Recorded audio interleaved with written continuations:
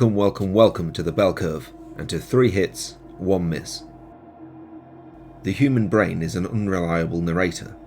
It fills in gaps, it smooths over the inconsistencies, it quietly convinces you that what you remember is accurate. And most of the time, that illusion holds. But when that certainty begins to slip, even slightly, it creates a kind of dread no monster could ever replicate. Exit 8 was released in 2023 and is built entirely around that feeling. It doesn't try to overpower you, it simply asks you to observe, to remember, and to confront the uncomfortable truth that you might already be wrong. This is not a game about escaping a corridor, this is a game about escaping your own uncertainty. Hit number 1, the genius of simplicity. Exit 8 has one environment, one corridor, that's it. A sterile underground subway passage, white tiles, fluorescent lighting, forgettable adverts lining the walls, a businessman walking ahead, absorbed in his phone, paying you no attention whatsoever. It is aggressively ordinary. And that ordinariness is precisely what makes it so effective. Because Exit 8 transforms the mundane into something threatening. Every object becomes suspicious. Every detail becomes something to catalogue and verify. You begin studying the corridor with obsessive intensity, as though your survival depends on noticing the smallest imperfection. And in a way, it does. This is horror stripped down to its bare essentials. No weapons, no combat, no escape through force, only observation and the consequences of failure. It understands that fear thrives in the familiar. Hit number 2, it turns your mind into the enemy. The central mechanic is almost insultingly simple. If you notice something wrong, you turn back. If nothing is wrong, you continue forward.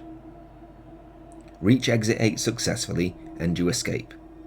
Fail to notice an anomaly and you are sent straight back to the beginning. Simple, clear, brutal. Because the anomalies themselves range from the obvious to deeply unnerving.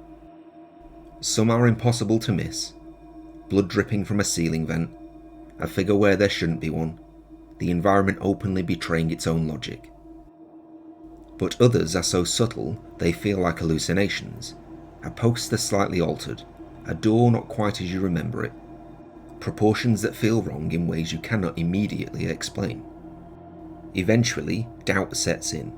You stop trusting your memory, you hesitate, you second-guess decisions you were certain of moments earlier. Exit 8 doesn't attack the player, it dismantles their confidence. Hit number 3, relentless, suffocating atmosphere. Very few games manage to create tension with so little. There is no dramatic score guiding your emotions, no warning signs, no comfort. Just a low electrical hum of fluorescent lighting and the echo of footsteps in an empty corridor. It feels wrong, but never in ways that are immediately obvious. And this taps into something deeply primal. The fear of the almost normal, the uncanny, the sense that reality itself is shifted slightly out of alignment. And because the environment is so limited, your focus becomes absolute. You notice everything, every shadow, every texture, every tiny inconsistency. The corridor stops feeling like a place, it starts feeling like a test. And you're never entirely sure you're passing. And the miss, it ends just as it fully takes hold. Exit 8 is a short experience. Most players will reach the end in around an hour. In many ways, this brevity works in its favour. The concept remains pure and focused, undiluted. It never becomes repetitive enough to lose its impact. But it also leaves you wanting more. The core idea is powerful enough to support additional environments, variations and escalations, new spaces, new rules, new ways to erode the player's sense of certainty. What exists is exceptional. It's just that it simply feels like the beginning of something larger.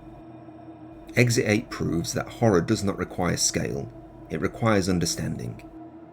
Understanding how the mind works, understanding how easily perception can be manipulated, understanding that the most effective fear comes not from what is in front of you, but from what you can no longer trust inside your own head. It takes a single corridor and turns it into something oppressive, hostile, and unforgettable. Because long after you finish Exit 8, the mechanics fade, the anomalies fade, the corridor itself fades. But the doubt remains, and once doubt takes hold, it never fully lets go.